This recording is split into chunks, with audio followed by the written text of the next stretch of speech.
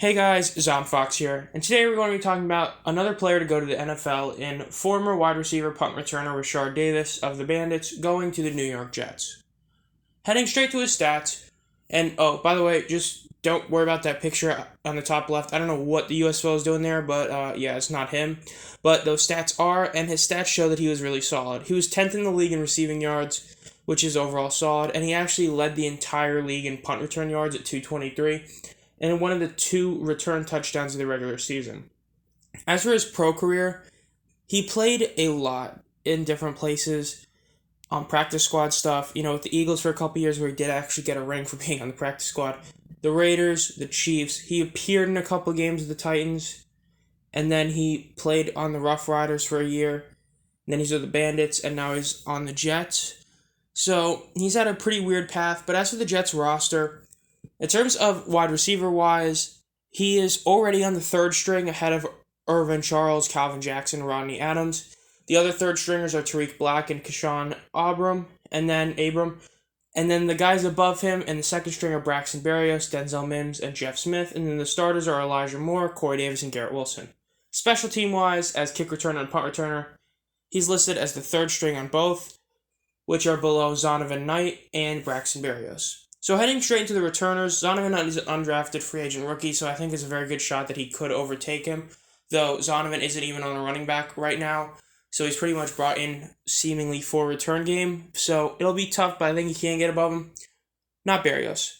Braxton Berrios is the number one guy on this team, and it's obvious. He was first team All-Pro kick returner last year, as you can see. First team All-Conference, AP, team, whatever. The only one that didn't have him was Pro Football Focus, but AP is what I always go to in my All Pros, and the AP had him first team kick returner, so pretty obvious who he is. He had 852 yards returning last year, which included the league's longest at 102 yards, which he returned for a touchdown. And then his average yards per return are 30.4, which also led the league. So I think it's pretty clear that he deserves to be the first string. Punt return wise, I guess you could argue that it's up for debate. But man, kicking return-wise, yeah, Braxton is the number one guy, and there's really no way that Davis is going to get above him.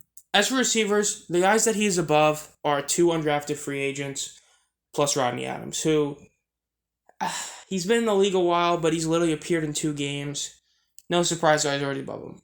As for the guys that are second and third string, second on the left, third on the right, his other third string teammates include another undrafted free agent rookie.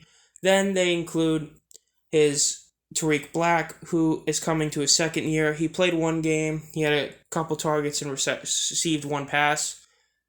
As for the second stringers, they're pretty good for second stringers. Jeff Smith, not so much. He's only had about 100 yards on the 2 years he's played in multiple games.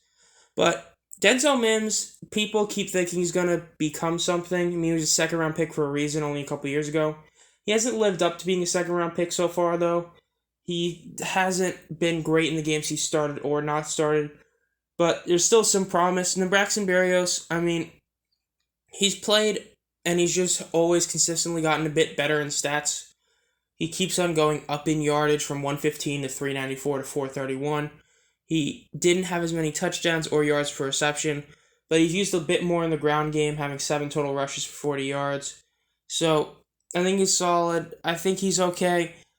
I mean, as for Davis could get ahead of a couple of these guys, but as for the starters, Garrett Wilson is going to be a starter. He is their 10th overall pick of this year's draft. Corey Davis is their big money receiver that they got last year in free agency. He was the 5th overall pick back in 2017.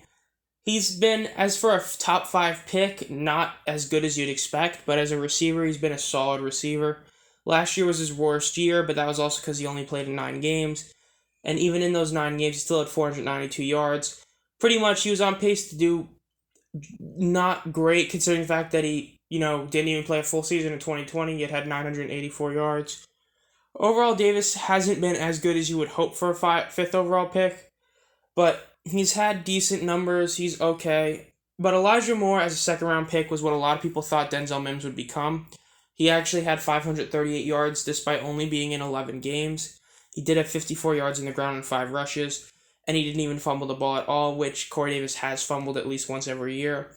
So Elijah Moore definitely has that edge as a starter. So as for where Steven Davis or Rashard Davis can go, I think he could become a second-string receiver. I think he could overtake probably Jeff Smith or Mims if he continues to not be as good as you would hope. But he'll probably get some playing time if he makes the final roster cuts, and I think he will. I think the team's probably going to go in with like 8 or 9 receivers, and I don't see him getting cut over some of these undrafted free agents. I think there's a good chance he plays. Well, this has been Zom Fox. If you enjoy this content, or you know, it's fun to upload any videos, make sure to subscribe and hit the bell, and as always, have a great night.